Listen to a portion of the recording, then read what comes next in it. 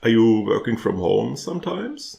Or would you maybe like to work from home more often, but you're not really sure how to do it? We'll have a look at that today. Welcome to the SoftScale channel. My name is Sebastian Jung, and today our topic is working from home. It's not entirely different to working from the office. However, some things change, some things kind of get lost and have to be compensated for. Now, on the practical side, there's the workstation. In your office, obviously, you have a workstation provided by your employer that has an ergonomic chair, a desk where the height can be adjusted, a proper screen, everything. If you are working from home, obviously, you have to make sure you provide all that yourself. And I really recommend that you take this seriously and that you make sure to have a proper, decent, ergonomic chair, a big screen and everything, because you have to use it for 8 hours or more, and this can put a big strain on your body and your eyes. So make sure you have decent equipment. And talking about equipment, it's also very important that you understand how everything works and that you have tried everything out in time. For example, connecting to your company's network via a VPN, the software for video calls you never used before. All this might not work on the first try, or you might not have figured out how it works on the first try. So make sure you've given it a try and figured everything out and understand how everything works before, for example, you have to join the big video call with 20 participants, and would make a bad impression if your equipment wouldn't work right. One thing that is missing to a huge extent when working from home is structure. When we work from the office, there is a lot of structure. For example, our working day is embedded in our commute to work and our commute home. Maybe you are having lunch with your colleagues and you have agreed on a certain time, so you are having lunch at a specific time each day. Maybe you have small rituals, for example, grabbing a coffee with a certain colleague during the morning, visiting another colleague during the afternoon to discuss some work topic. And when you are switching to working from home, all this is suddenly gone, and you will have to create some structure yourself.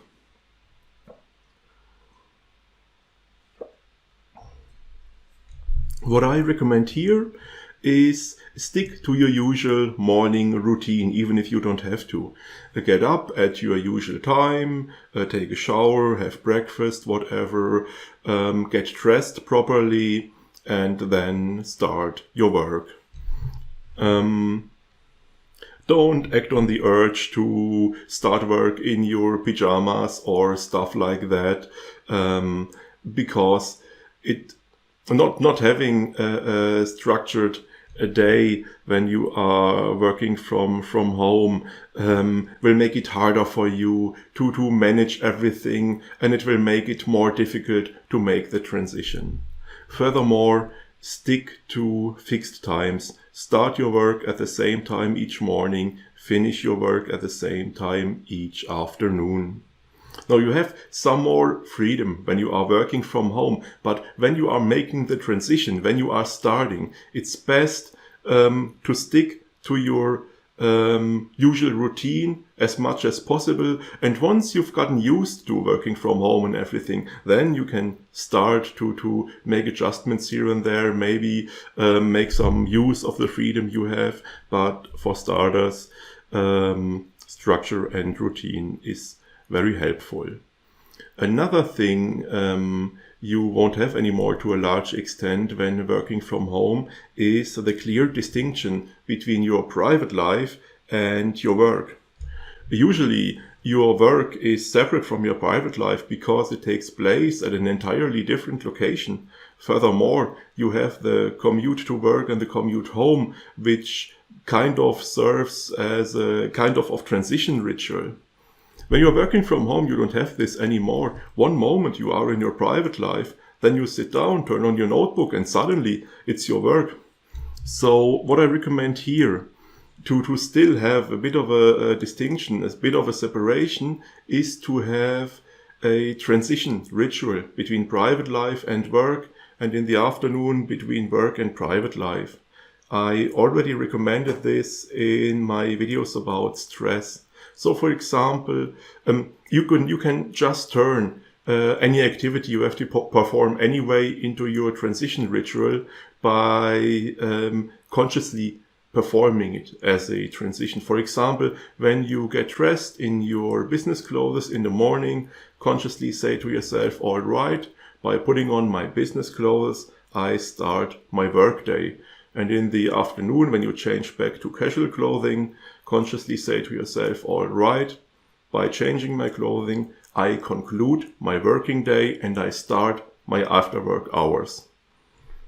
Of course, you can also have a ritual like having a cup of tea and calming down, or performing a relaxation technique. This is also a good way if you can spare some additional time.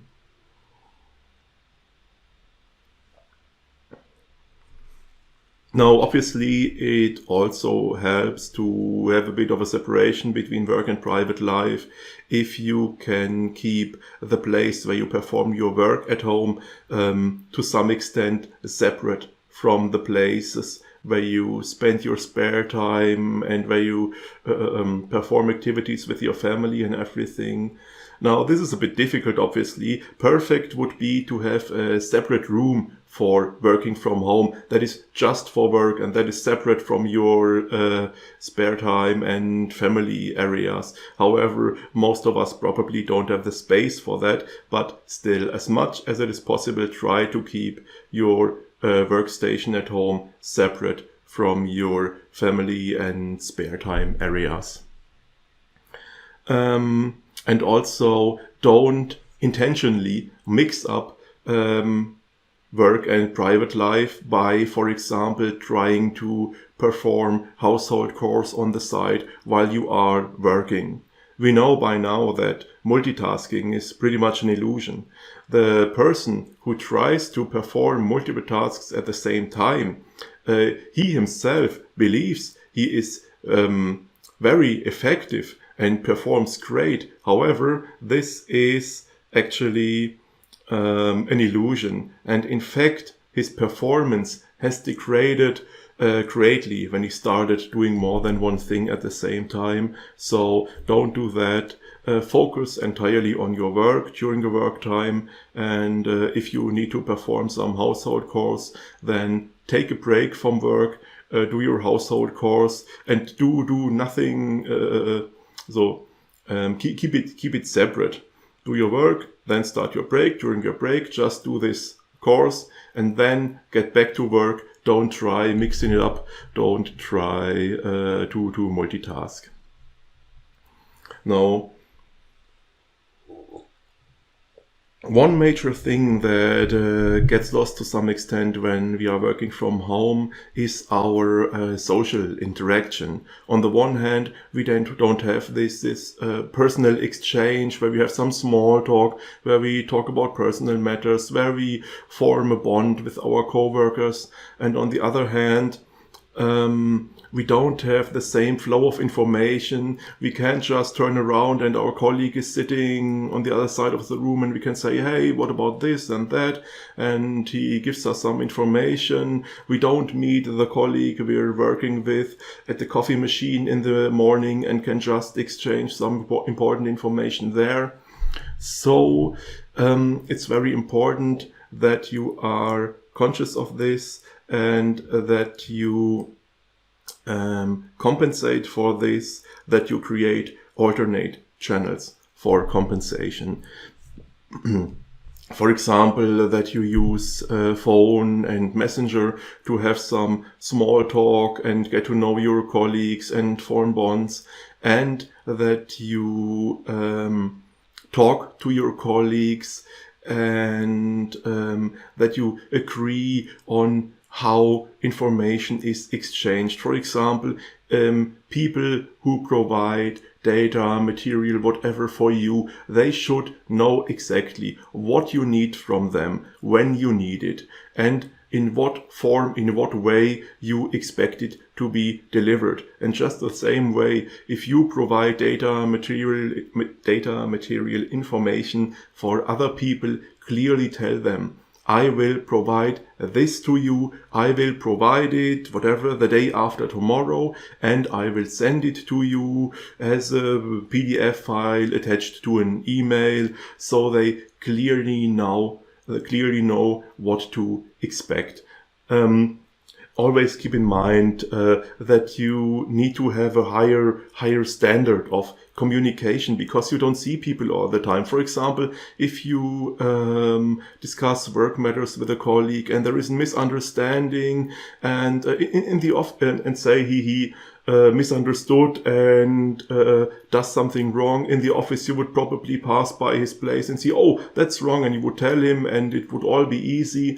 And if you are working from home, you would probably only notice next day when he submits his finished work to you, and he has invested a lot of time and effort. So make sure everything is clear. Always better ask once too often than not asking enough. Always make sure everything is clear and everyone has a good understanding of what is to be done and how it is to be done.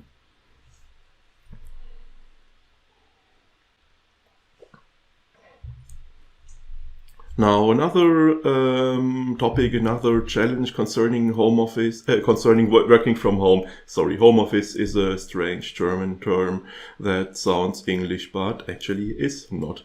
When you are working from home, another topic is that there is always some discussion.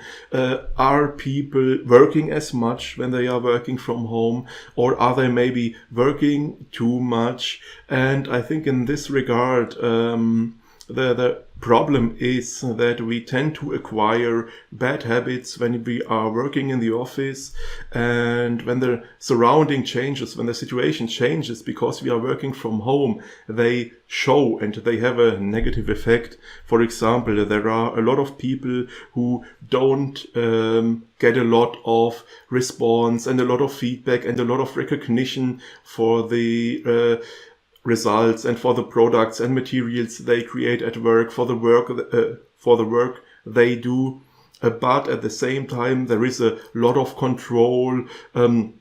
Supervisors and colleagues and everyone pay close attention whether they arrive on time, whether their breaks don't take too long, whether they don't leave early and everything. And so people tend to adopt a behavior where they say, all right, what I do isn't that important. Most important thing is I sit on this chair for exactly 8 hours. Everyone is happy. Now, obviously, if you have adopted such a view and you suddenly work from home, then you are kind of lost, because no one sees you sitting on your chair 8 hours and suddenly your results are important again. And yeah, that might be a tough transition to make. And some people tend to put a lot of pressure and stress on themselves in such a situation, and they don't take any breaks. They continue to work into their after work hours, and they are quite stressed and under a lot of pressure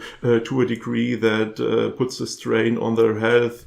And on the other hand, obviously, there are people who are so used to being micromanaged and to being watched all the time that they have totally lost their own initiative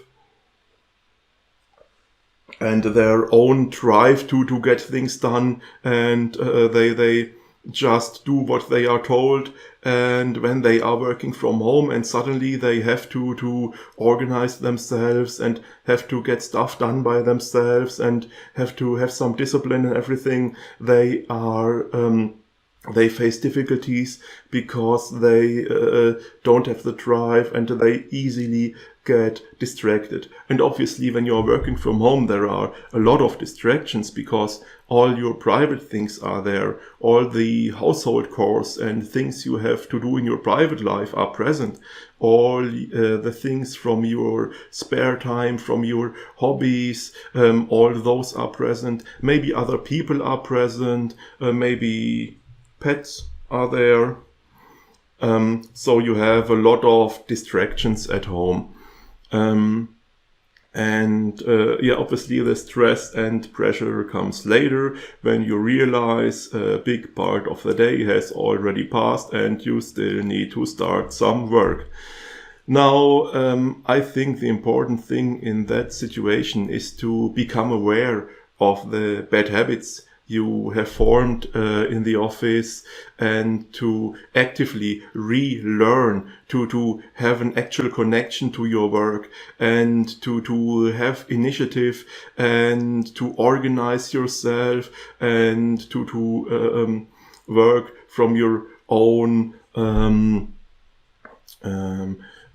to work from your own drive and to be proactive about your work rather than relying on someone who is watching over your shoulder and telling you in detail what to do. In regard to this, do people really work when they work from home? There is also the matter of visibility. Now, this is obviously something that is missing to a very large degree when you are working from home. In the office, everyone is seeing you all the time. You are perfectly visible, but when you are working from home, you're not. Let's say you have some important task and you are working on it and you are finishing it, but that causes you to be late for an important meeting. In the office, this is perfectly all right because people have seen you working on the important task and everyone will understand that you are late to the meeting. However, when you are working from home and nobody knows what you are doing, if you are late to an important meeting, this gives a really bad impression. So when you are working from home, put higher emphasis, put a higher priority to reliability, to punctuality, to keeping your promises, because this is way more important because you aren't visible all the time and people don't know the circumstances if you are late, if you are missing a deadline and whatever, because they don't know exactly what you are doing. And talking about meetings are very important when working from home because those are the times when you really are in direct contact with your coworkers and superiors, where you all get to meet each other and talk to each other. So make sure you leave a good impression in those meetings. Make sure you maintain a high standard of professionalism. For example, make sure, especially in video calls, to dress properly, to maintain the same standard, the same dress code as you did when you were working in the office. And also make sure in the background that is visible in the video that there is no stuff from your hobbies, from your private life, that it is tidy, that it is clean, that it looks professional and gives a good impression. And of course, audio, everything that's picked up by your microphone is also quite important. Make sure there is no background noise. Make sure loud machines such as dishwasher or washing machine aren't audibly running in the background while you have meetings. If there are children or kids present, make sure they are not in the same room when you have a meeting. And very important, make sure you mute your microphone while you are not speaking. For one thing, this ensures that the noise of your breathing isn't permanently picked up by the microphone and generates unpleasant background noise. And it also makes sure that private things aren't picked up for accidents, such as private conversations you have and things like that. If you've ever been in a super professional business meeting and in the background there was some splashing water followed by the toilet, then you probably know what I'm talking about. The visibility thing is also important here. Let's say in the office you are used to doing some work on the side while topics are discussed in meetings that are not that important for you. When you are working from home, you shouldn't do that. Because let's say if someone says, oh, Mr., Miss, whatever, and you say, oh, what? Sorry, I wasn't paying attention. This leaves a rather bad impression, once again, because people don't see that you are doing some work at the moment, and they might wonder if you have been slacking off or dreaming or doing something entirely different all the time. And obviously in video calls, phone conferences, everything, maintain the same high standard of friendly conversation and of good manners that you have in usual meetings.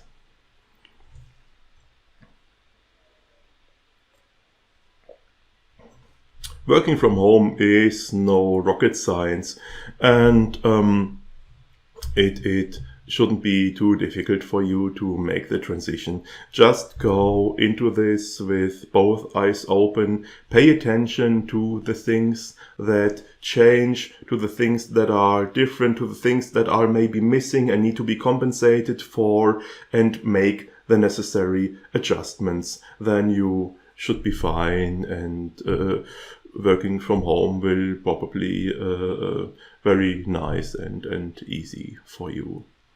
Let me know in the comments what experiences you have with working from home and what problems you have encountered along the way. Thanks a lot for watching. Have a nice day. See you next time.